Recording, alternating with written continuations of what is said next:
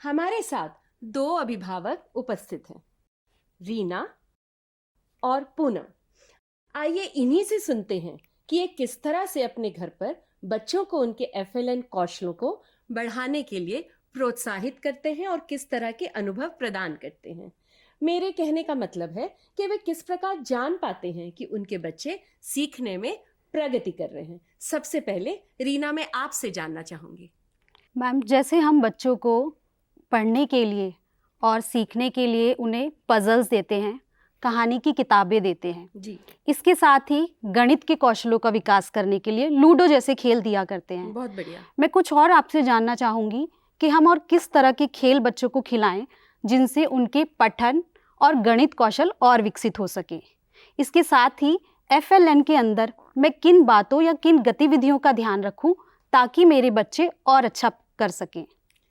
बिल्कुल सही कहा रीना। तो आपके जवाब देने से पहले मैं चाहूंगी कि पूनम से भी मैं इसी प्रश्न का उत्तर जानूं। जी पूनम। जी मैम, मैं भी कोशिश करती हूँ कि घर पर मैं भी अपने बच्चे का बेहतर मार्गदर्शन कर सकूँ, लेकिन मैं इतना जानती नहीं हूँ क्योंकि वह हर समय खेलने में ही लगा रहता है और साथ साथ खेलने के वो ये नहीं चाहता है कि मैं गिनती करूँ। तो इसलिए मैडम कृपया मुझे भी बताएं कि मैं घर पर क्या करूँ। जी, मुझे लगता है आप दोनों ने बहुत ही अच्छे प्रश्न पूछे हैं। सबसे पहले तो मैं ये कहना चाहूंगी कि बच्चों को उबाऊ गतिविधियां ना दें और किसी भी तरह का दबाव ना डालें जिससे बच्चे को लगे कि उन्हें किसी तरह का स्ट्रेस दिया जा रहा है या प्रेशराइज किया जा रहा है। उन्हें उन्हें घर के दैनिक कार्यों में व्यस्त करें, उनको इन्वॉल्व करें। जैसे कि घर में पड़े बेकार सामान वस्तुओं के साथ खिलौने बनाएं और इस प्रक्रिया में बच्चों को भी शामिल करें। जैसे कि मैगजीन के चित्रों से पजल बनाना, बोतल के ढक्कनों को बोर्ड गेम्स खेलने के लिए काउंटर की तरह इस्तेमाल करना, कार्डबोर्ड या डिब्बों से खिलौने बनाना जैसे कि जूते के डिब्बे, माचिस के डिब्बे आदि, और उन पर नंबर लिखने के लिए बच्चों को प्रेरित करें। जैसे कि मैगजीन से चित्र काटकर कहानी के कार्ड्स बनाना और उन्हीं कहानी के कार्ड से बच्चों को कहानी सुनाएं भी और बच्चों को कहानी कहने के लिए भी प्रेरित करें। इस सारी प्रक्रिया में बच्चों को भी जोड़ें। याद रहे, बच्चे तभी सीखते हैं जब वे खेल में रुचि लेते हैं। तो पूनम, मैं आपसे पूछना चाहूंगी कि आपके पास इससे संबंधित कोई प्रश्न है? जी, मैं आपको बस यही बताना चाह रही थी कि जो मेरा बेटा है वो भी जब खेलता है तभी वो अपने खिलौनों को गिनता है और साथ ही उसी समय अपनी कारों को भी गिनता है। तो मैडम, मुझे बस आपसे यही प्रश्न पूछना है कि वह सिर्फ कहानी ही सुनना चाहता है, ऐसा क्यों मैम?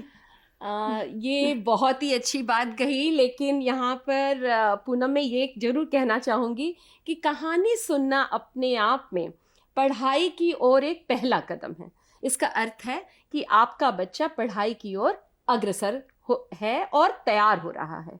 जैसे कि वो जब अपनी उंगली क्या कहानी पढ़ते समय या जब आप कहानी पढ़ती हैं तो वो क्या मुद्रण में रुचि ले रहा है, ये इंगित कर रहा है कि वो प्रिंट या मुद्रण में रुचि ले रहा है। यहीं पर आपको अपने बच्चों का अवलोकन करना है कि वो किस तरह मुद्रण की तरफ ध्यान देता है। क्या वो अपनी इंडेक्स फिंगर या तर्जनी उंगली प्रिंट के नीचे बाएं से दाएं की दिशा में घुमाता है, और क्या कहानी सुनने वक्त आपसे किसी तरह के प्रश्न पूछता है। तो अगर वो प्रश्न पूछता है और बार बार कहानी सुनने के लिए ललायत होता है, ये इंगित कर रहा है कि वो पढ़ाई की तरफ बढ़ रहा है। तो यही आपको अवलोकन करना है। इसी तरह क्या वो वस्तुओं को गिनते समय उन्हें छू कर गिनता है या गिनते समय किसी वस्तु को छोड़ देता है। अगर वो गिनते समय किसी वस्तु को छोड़ देता है तो आपको बहुत ध्यान देना है कि उसको गिनने का अभ्यास कराना है, यानी कि उसे प्रैक्टिस करानी है। तो ध्यान दीजिए कि बच्चे का घर के परिवेश में किस प्रकार भाषा या गणित की तरफ विकास हो रहा है, और आपको अपने बच्चों के साथ प्रतिदिन इसी तरह मुक्त वार्तालाप करना है। और बातचीत करते करते ही आपको पता चलेगा कि बच्चे किस तरह से उत्तर देते हैं, प्रश्न पूछते हैं, और उनको बोरियत भी नहीं होगी। मेरे ख्याल से मैंने आपका प्रश्न का उत्तर जी। काफी हद तक जी, दे दिया। रीना, अगर आपके मन में कोई सवाल है। मैम बिल्कुल, मैं भी अपनी बेटी को सोते समय कहानी सुनाती हूँ जी और अक्सर ये देखती हूँ कि वो बहुत ही रुचि के साथ उन्हें सुनती है जी।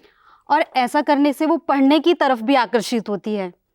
लेकिन कई बार वो मुझे चौंका देती है, जैसे वो कहानी से सुने हुए शब्दों को मुझे बताती है और उससे संबंधित और शब्द भी बनाने की कोशिश करती है। ये तो बहुत अच्छी बात है जी। रीना कि वो कहानी के माध्यम से इतना कुछ सीख रही है।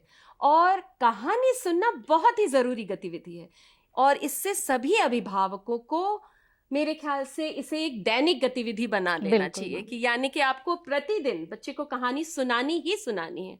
इससे आप बड़े ध्यान से देख सकते हैं